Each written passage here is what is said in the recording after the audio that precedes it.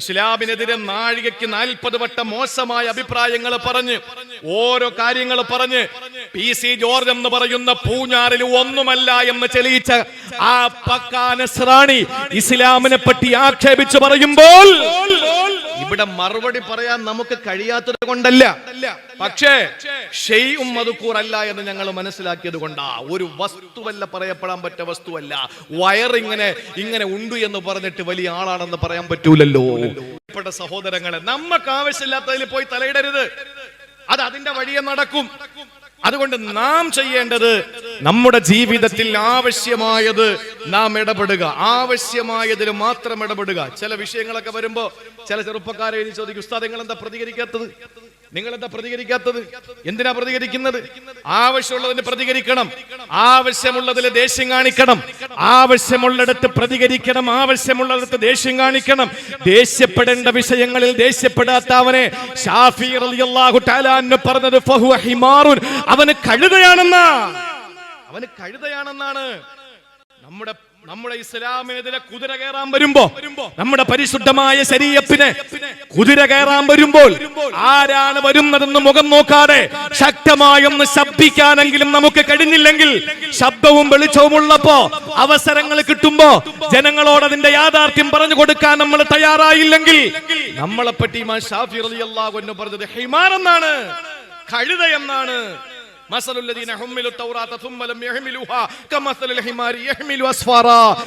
ഏടുകൾ ചുമക്കുന്ന കഴുതകളെ പോലെ പണ്ഡിത ദൗത്യം നമ്മൾ ഇപ്പോൾ നിറവേറ്റണ്ടേ? നമ്മൾ പറയേണ്ടത് ആരായാലും പറയണ്ടേ? എന്തായാലും മരണം ഒറ്റവട്ടമല്ലേ നമ്മൾ മരിക്കൂ. അത് പറയേണ്ടത് പറഞ്ഞിട്ട് അന്തസ്സോടുകൂടി പെടഞ്ഞു വീണ് രക്തസാക്ഷിയായാൽ അതിനപ്പുറം ഈ ഭൂമി ലോകത്ത് എന്ത് നമുക്ക് ലഭിക്കാനാ? അതിനപ്പുറത്തൊന്നും നമുക്ക് ലഭിക്കാനില്ല. പരിശുദ്ധമായ ഇസ്ലാമിനെതിരെ കുതിര കയറുന്നവൻ ഇപ്പോ ഇസ്ലാമിൽ നിന്ന് ഓരോരുത്തർ പുറത്തു പോയിക്കൊണ്ടിരിക്കുകയാണ്. പൊക്കോട്ടെ, ആർക്കെങ്കിലും എന്തെങ്കിലും പ്രശ്നമുണ്ടോ? അള്ളാഹു നമ്മളെ കാക്കട്ടെ. നമ്മൾ ഇസ്ലാമിൽ നിന്ന് പുറത്തു പോയാൽ ആർക്കാ നഷ്ടം? വേറെ ആർക്കും ഒരു നഷ്ടമില്ല. ഒരു ജംഇയ്യത്തുൽ ഉലമകളും അതിനെതിരെ ഒരിക്കലും പ്രഖ്യാപനങ്ങൾ നടത്തൂല. ഒരു സംഘടനയെ നിങ്ങൾ അടിക്കൂല. നിങ്ങൾക്ക് മതം ഉപേക്ഷിച്ചു പോയാൽ ബ്രിട്ടീഷ് ഇന്ത്യ മഹാരാജ്യത്ത് നമുക്ക് ഏത് മതത്തിൽ വേണമെങ്കിലും വിശ്വസിക്കാം. പക്ഷേ ഒന്ന് നാം മനസ്സിലാക്കണം, അലി അക്ബർ എന്ന പേരുള്ള സഹോദരനാണ്. അദ്ദേഹം മതം ഉപേക്ഷിച്ചു പോയി. അദ്ദേഹം പ്രഖ്യാപിച്ചു, ഇന്ന് മുതൽ എന്റെ പേര് എന്താണ്? ശ്രീ നരസിംഹ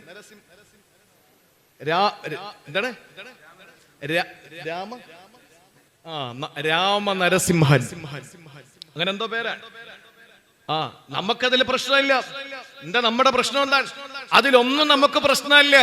പക്ഷേ പരിശുദ്ധമായ ഇസ്ലാമിനെ ഒളിഞ്ഞും പിളിഞ്ഞും ആക്ഷേപിക്കാമെന്നാൽ, പേജിലൂടെയും സ്റ്റേജിലൂടെയും ആക്ഷേപിക്കാമെന്നാൽ, ജനാധിപത്യ രീതിയിൽ ചങ്കൂറ്റത്തോടെ അതിനെതിരെ മറുപടി പറയാൻ ചുണക്കുട്ടികളായ ആയിരക്കണക്കിന് പണ്ഡിതന്മാരുണ്ട് ഇവിടുത്തെ ജംഇയ്യത്തുൽ ഉലമകൾ അതിനെതിരെ ശബ്ദിക്കും.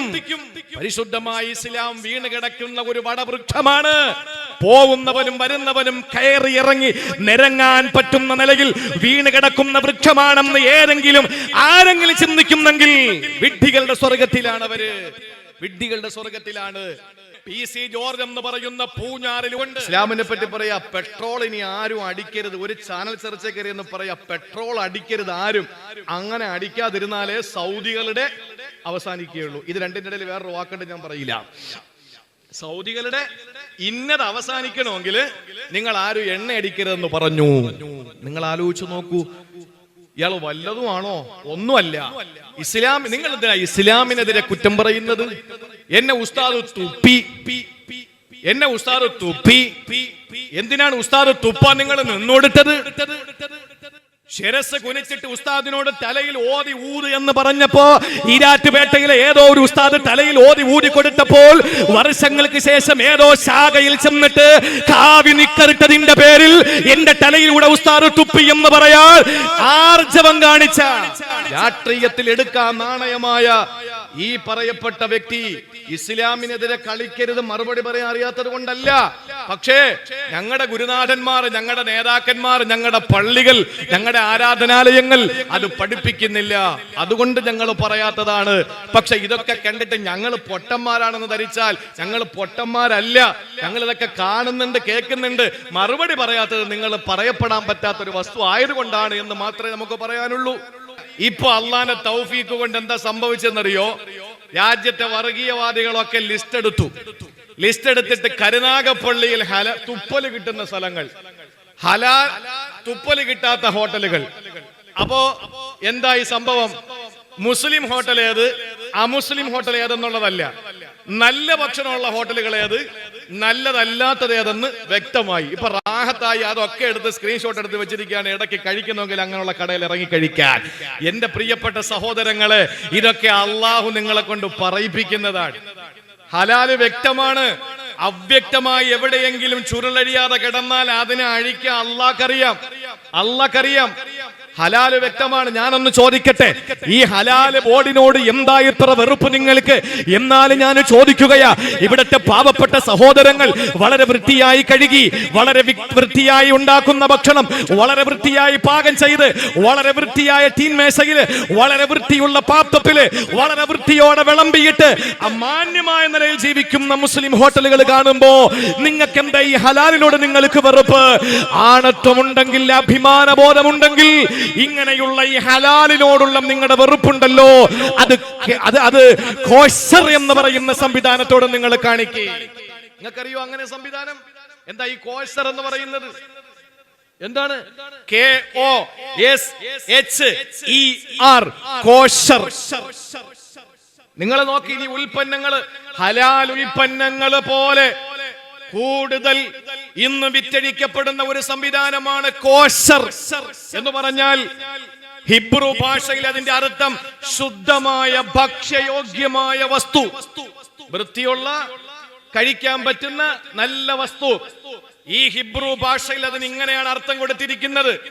ഈ കോശർ എന്ന് സ്റ്റിക്കർ പതിച്ച സാധനങ്ങൾ മാത്രമേ ജൂതന്മാര് കഴിക്കൂ, ജൂതന്മാര് കുടിക്കൂ, ജൂതന്മാര് ഉടുക്കൂ.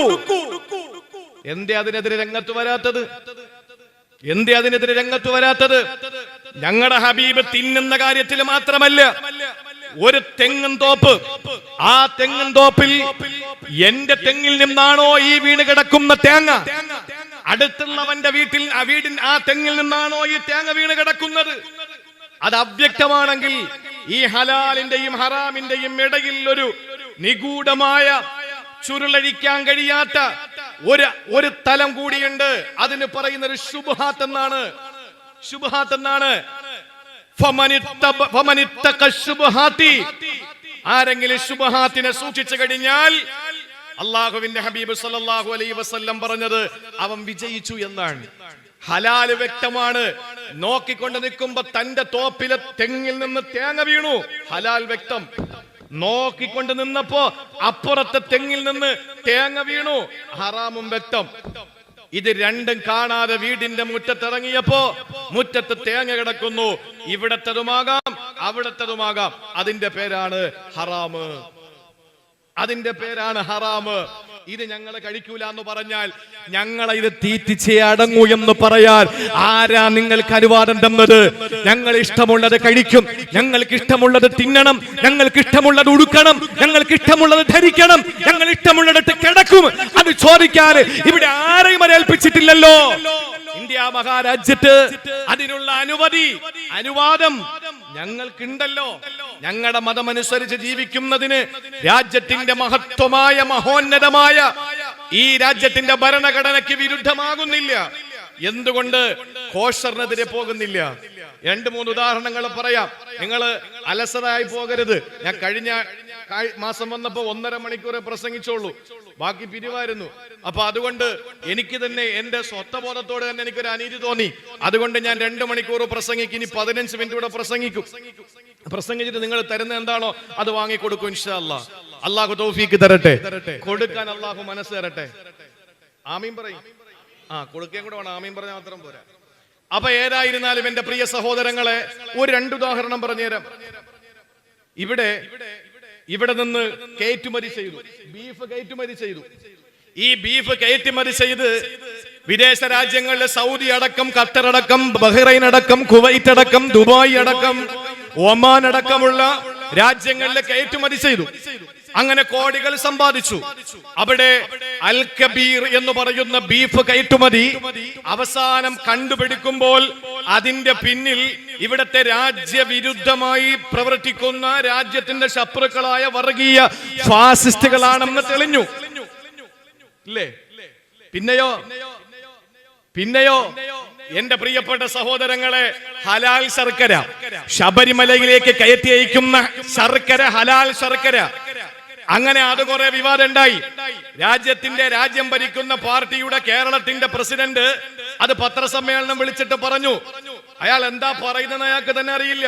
ഉള്ളാൽ ദർഗയിൽ ചെന്നിട്ട് പിച്ചിപ്പൂ പറക്കി തിന്ന് അവിടത്തെ നിലവിളക്കിലെ എണ്ണ കുടിക്കുന്ന രാജ്യം ഭരിക്കുന്ന പാർട്ടിയുടെ കേരളത്തിന്റെ പ്രസിഡന്റിന് പിൽക്കാലത്ത് ഈ സമൂഹത്തിലും മുസ്ലിം സമുദായത്തെ ആക്ഷേപിക്കപ്പെടുന്ന നിലയിൽ ഖുറാത്തങ്ങൾ എന്ന് പറയുന്ന തങ്ങളെ ഉള്ളാൽ ദർഗയ്ക്കകത്ത് വെച്ച് ആ ചോറിലേക്ക് മന്ത്രി ചൂതിയപ്പോൾ അതിനെ കാർക്കിച്ച് തുപ്പിയെന്ന് വരുത്തിയിട്ട് ആദ്യമായിട്ട് പത്രപ്രസ്താവന ഇറക്കിയത് എല്ലാ കൊല്ലവും ഉള്ളാൽ ദർഗയിൽ പോയി പിച്ചിപ്പൂ പെറുക്കി തിന്ന് അവിടുത്തെ നിലവിളക്കിലെ എണ്ണ കുടിച്ച് അത് വലിയ ഒരു തന്റെ ഭാവിയിലേക്കുള്ള രാഷ്ട്രീയ പ്രവർത്തനത്തിന്റെ ഉത്ഥാനമാണ് എന്ന് മനസ്സിലാക്കിയ രാജ്യം ഭരിക്കുന്ന പാർട്ടിയുടെ കേരളത്തിന്റെ നേതാവ്, ഈ പറയുന്ന നേതാവ് തന്നെയാണ് ശർക്കര വിവാദം കൊണ്ടുവന്നത്, ഹലാൽ ശർക്കര എന്ന് പറഞ്ഞിട്ട്.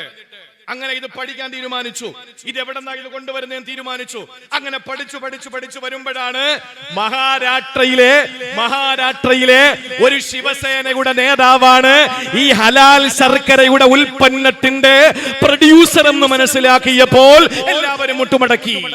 ഇതല്ലേ നടന്നുകൊണ്ടിരിക്കുന്നത്? എണ്ണി പറയാൻ കൊണ്ട് നമുക്ക്. അതുകൊണ്ട് ഈ ഹലാല് എന്ന് പറഞ്ഞിട്ട് ഹലാലികളായ നമ്മളെ ഹറാമികളായ നിങ്ങൾ പഠിപ്പിക്കാൻ നിൽക്കണ്ട. നിങ്ങൾ ഹറാമികൾ, ഞങ്ങൾ ഹലാലികളുവാ. അതിൽ ഒരു സംശയവും ഇല്ല കാര്യത്തില്. ഞങ്ങൾ ഹലാലെ തിന്നു, ഹറാമെ കുടിക്കൂ. എന്തുകൊണ്ടാ ഞങ്ങൾ പേടിക്കുന്ന കാര്യമുണ്ട്. ഞങ്ങൾ ഹലാല് തിന്നുമെന്ന് ഇത്രയും വാശി പിടിക്കുന്നതിന്റെ കാര്യം എന്താണെന്നറിയോ? ഞങ്ങൾ ഹലാല് മാത്രമേ തിന്നു എന്ന് ഞങ്ങൾക്ക് ഇത്ര വാശിയായതിന്റെ കാരണം എന്തെന്നറിയോ? 3 കാരണങ്ങളാണ്. അതിൽ ഒന്ന്, അല്ലാഹുവിന്റെ ഹബീബ് പറഞ്ഞു, ഇന്നല്ലാഹ ത്വയ്യിബുൻ ലാ യുഹിബ്ബു ഇലാ യഖ്ബലു ഇല്ലാ ത്വയ്യിബാ. ഇന്നല്ലാഹ ത്വയ്യിബുൻ, അല്ലാഹു പരിശുദ്ധനാണ്. ലാ യഖ്ബലു ഇല്ലാ ത്വയ്യിബാ, പരിശുദ്ധമായതല്ലാതെ പടച്ചവനെ സ്വീകരിക്കൂല. ചാണകത്തിൽ വിറകിയത് ഞങ്ങളുടെ പടച്ചോന് വേണ്ട. അതുകൊണ്ട് തന്നെ ചമ്മനത്തിരി കത്തിക്കുന്നത് പള്ളിയുടെ ഔട്ടില്, മിഹ്റാബിനകത്ത് ചന്ദനത്തിരി കത്തിക്കുന്നവരുണ്ടോ? ഉണ്ടോ? ഇല്ല. അത് പുറത്ത്. എന്തുകൊണ്ടാ? ചന്ദനത്തിരി നിർമ്മാണത്തിൽ ചാണകം കലർത്തുന്നുണ്ട്. നജസിന്റെ പുക വരുന്നത് കൊണ്ട് ഫുഖഹാക്കൾ അതിൽ ആഫുണ്ടെന്ന് പറയുകയോ പറയാതിരിക്കുകയോ ചെയ്യട്ടെ. ഞങ്ങളുടെ പടച്ചവനെ ചാണകം തേച്ചത് വേണ്ട. ഞങ്ങളുടെ പടച്ചവന് വൃത്തികേടായ ഒന്നും വേണ്ട. ഇന്നല്ലാഹ ത്വയ്യിബുൻ, അല്ലാഹു പരിശുദ്ധനാണ്. ലാ യഖ്ബലു ഇല്ലാ ത്വയ്യിബാവന് പരിശുദ്ധമായതേ സ്വീകരിക്കൂ. ഒന്ന്. ഇനി രണ്ടാമത്തേതോ, അള്ളാന്റെ ഹബീബ് ഒരു മനുഷ്യനെ പരിചയപ്പെടുത്തുകയാണ്. ആ മനുഷ്യന്റെ പ്രത്യേകത എന്തെന്നറിയോ? യുതീലു സഫറ, അയാള് ദീർഘയാത്ര ചെയ്യുന്നയാളാണ്, മുസാഫിറാണ്. അസ്അസ അഗ്ബറ, ആ മനുഷ്യന്റെ മുടിയൊക്കെ ജട പിടിച്ചിരിക്കുകയാണ്, ശരീരം പൊടിപടലം പിടിച്ചിരിക്കുകയാണ്. ആ മനുഷ്യന് യുതീലു സഫറ, ദീർഘയാത്ര ചെയ്യുന്നവനാണ്. യമുദ്ദു യദൈഹി, അവനെ കൈ രണ്ടും അല്ലാഹുവിലേക്ക് ഉയർത്തുന്നു. എന്നിട്ട് പറയുന്നു, യാ റബ്ബി യാ റബ്ബി യാ റബ്ബി, റബ്ബേ റബ്ബേ റബ്ബേ. മുസാഫിർ എന്ന് പറഞ്ഞ മോശക്കാരനാണോ? പല പള്ളികളിലും ദീർഘവീക്ഷണത്തോടുകൂടി മുസാഫിർ ഖാന കെട്ടിയിട്ടുണ്ട്. യാത്രക്കാരായ ചില ആളുകളുണ്ട്, അവർക്കൊരു ദിവസം താമസിക്കാൻ.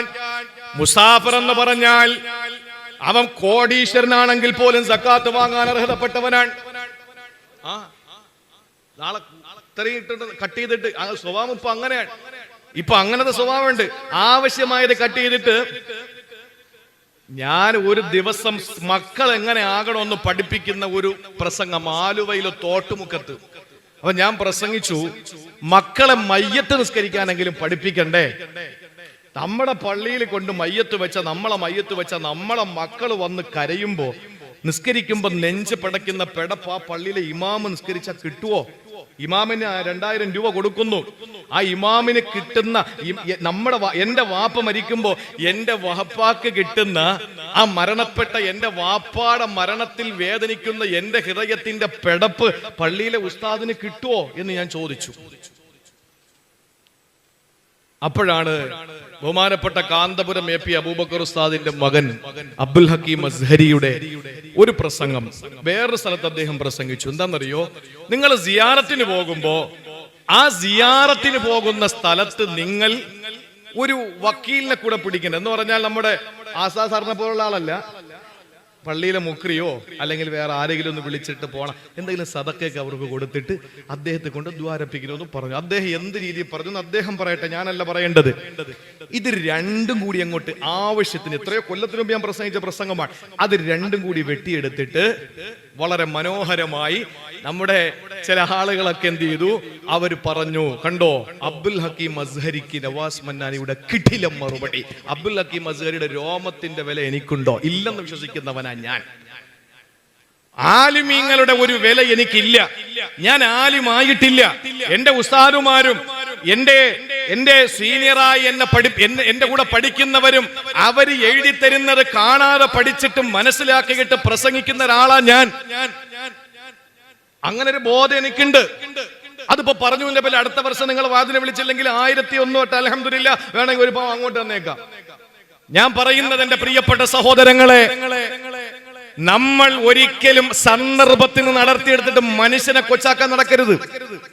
അതിന് നമ്മളെ പുകഴ്ത്തിയാലും ഒന്നും നമുക്കത് വേണ്ട.